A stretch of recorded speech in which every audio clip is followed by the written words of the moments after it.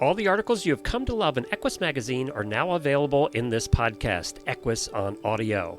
Each article is released as its own separate episode to make them quick and easy to listen to.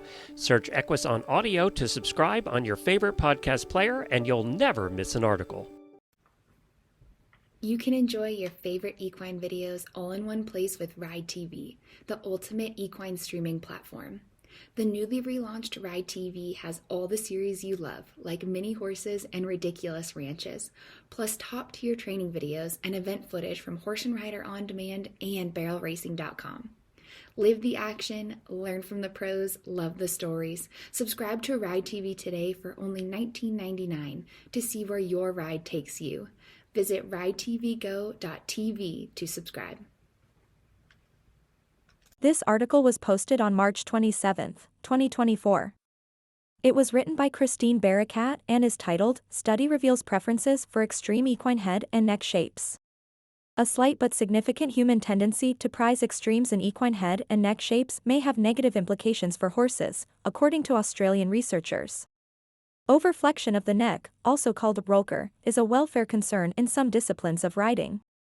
The welfare issues surrounding the position of horses' heads and necks in some disciplines such as dressage and reining are well known, says Georgina Casper, a PhD candidate at the University of Sydney. Of particular concern is the practice of hyperflexion, also called roker, which forces the horse's neck into an extremely arched position, sometimes for extended periods. The issue extends beyond training, Casper continues. There is also a concern that breeding choices that produce foals which have a certain look or a type might negatively affect a horse's athletic ability and general health. With those concerns in mind, Casper and her colleagues decided to survey Australians about their preferences for particular equine head and neck shapes and positions.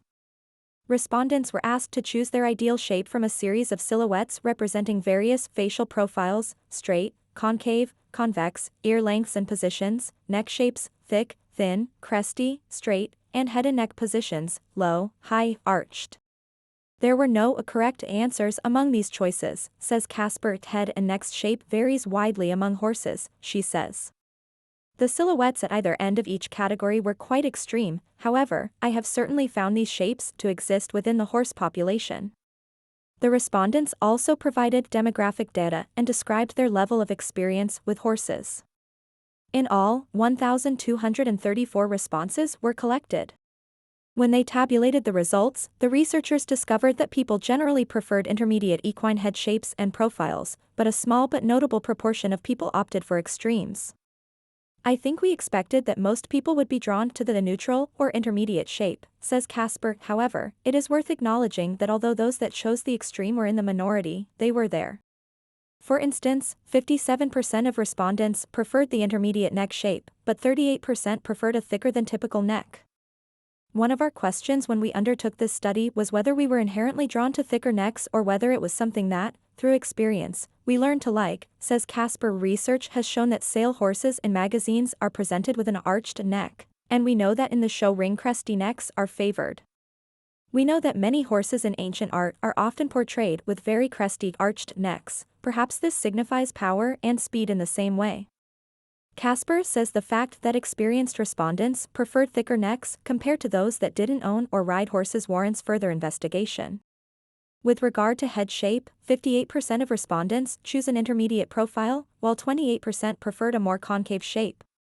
Differences were slightly less pronounced when it came to ear size. 51% of respondents choose the intermediate length, while longer ears were preferred by 43% and smaller ears by 6%. It is probably only a minority of people who may be breeding for some of these extremes, says Casper. For the most part, the horse is bred for a functional athletic ability. It is when we start to breed for a certain type that cannot meet this athletic ability due to conformation that we need to be concerned.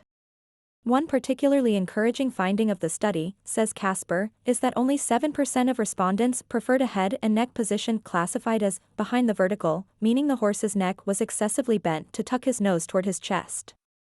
Respondents who classified themselves as novice horsemen were 1.8 times more likely to choose this headset. The remaining 93% preferred a more natural head and neck carriage considered in front of the vertical. Further research could explore the origins of these preferences and whether they do actually impact on riding decisions, says Casper.